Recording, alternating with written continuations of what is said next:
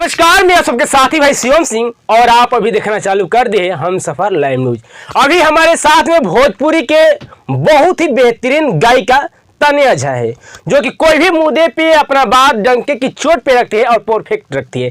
बिना देरी किए हुए सीधा इनके मिलाते हैं। सबसे पहले तो स्वागत है, कैसे है? सबको नमस्ते प्रणाम। जितने आदमी मुझे देख रहे हैं सबको नमस्ते प्रणाम। बहुत मस्त है हम।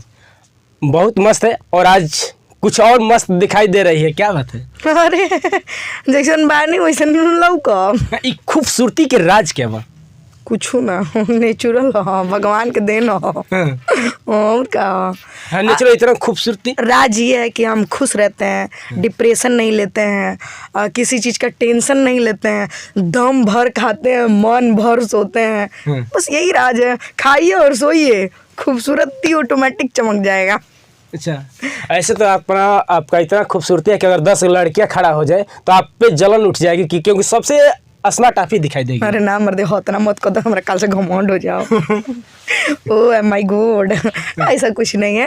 भगवान सबको बना के भेजे हैं। इस दुनिया में कोई लड़कियां खराब नहीं होती, क्योंकि हर लड़कियां एक न एक दिन माँ बनती है और माँ से अच्छा इस दुनिया में कोई नहीं होता। अच्छा, शादी कब करिए? मर्दे शादी करेंगे, समय है, अभी समय है।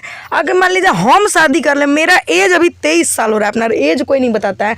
हमारा से जो बूढ़ आदमी भोजपुरी में बैठा है ओकर तो कोई ब्याह नहीं करा रहा है। नाम धरेंगे तो काल से विवाद हो जाएगा। हम नाम ना धरेंगे। हमसे एजेड आदमी भोजपुरी में पड़ल है। कोई अपने बॉयफ्रेंड के साथ लिविंग में रह रही है, तो कोई अपने बाप के उम्र के आदमी के साथ लिविंग में रह रही है। मतलब कुछ भी मतलब कुछ भी।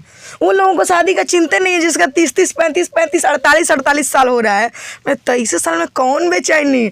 भोजपुरी के भाफे दो 2-3 साल अभी काहे इंतजार कर रही है कि मिल गया है या किसी के साथ आप भी रह रही हैं? ना, ये सब काम हमरा के कोई देखल है आज तक? के संग रहत ताने आ जाके रे चलती थी, चलती है और आजीवन अकेले ही चलेगी भोजपुरी लाइन में।